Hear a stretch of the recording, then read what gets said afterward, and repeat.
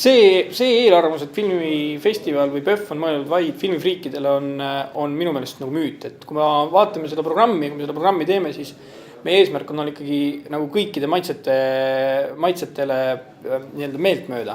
Et muidugi on raskeid filme, on lõbusaid filme, on draamafilme. Ma ütlen ausalt, et festival on kõikidele neile, kes tahavad kinos käia, viitsivad kinos käia ja tahavad vahelduseks näha natukene teistsugust kino kui see, mida me iga päev näeme nii telekas kui ka suures kinolevist.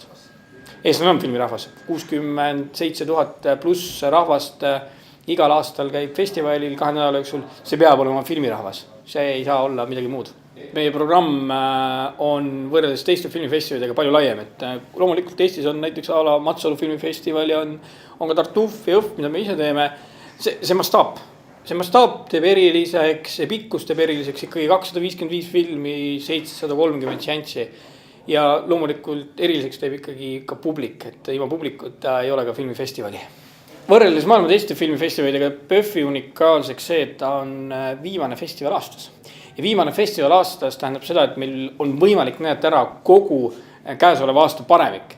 Et seda ei saa mitte ükski filmifestival teha juba ajalises mõttes. Nagu.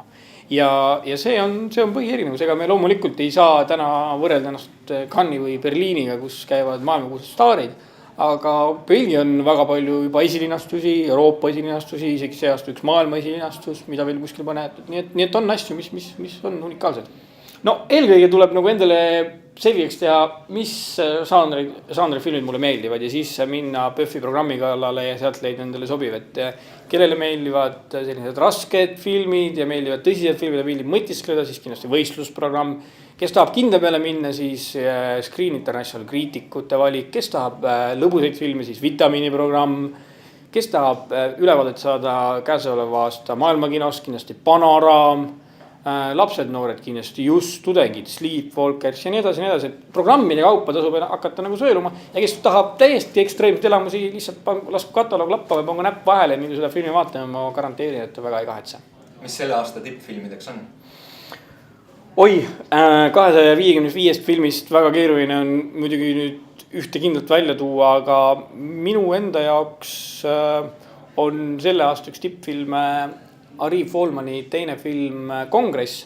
Tema esimene film Valts Bassiriga on ka meie vaatele tuttav, mis võitis siis paar aastat tagasi pea kõik auhinnad, mis vähegis võite sai. Räägib see surematusest ja räägib see sellest, kuidas digitaalajastu ja kõik need vahendid siis meie igapäevaellu tungivad. Suurepärane teos. Film kõneleb pildis kogu 120 minutit, et seda ma soovitan kõigile, see on visuaalne nauding. Protsess on selline, kuidas film PÖFFile jõuab, et me, kui võimalus on käima teistel festivalidel, kui ei ole võimalus, siis vaatame filme, tellime nii-öelda levitajate, tootjate kodulehtedelt, saame neid screenereid ehk DVD-si, vaatame neid läbi. Võin teile öelda, et 10 filmist üks pääseb üldse lauda, mille üle me nagu arutleme. Sealt edasi siis, kui see üks film pääseb siis valikusse, siis me paneme ta programmi paika, siis kirjutatakse talle synopsis, siis programmi koordinaatorid hakkavad õigustega läbirääkimisi pidama, siis läheb lahti kõik see transport. Ja et ükskord siia jõuab, siis see on ikka päris pikk protsess, et iga filmiga tuleb see läbi teha. Sõel on tihe.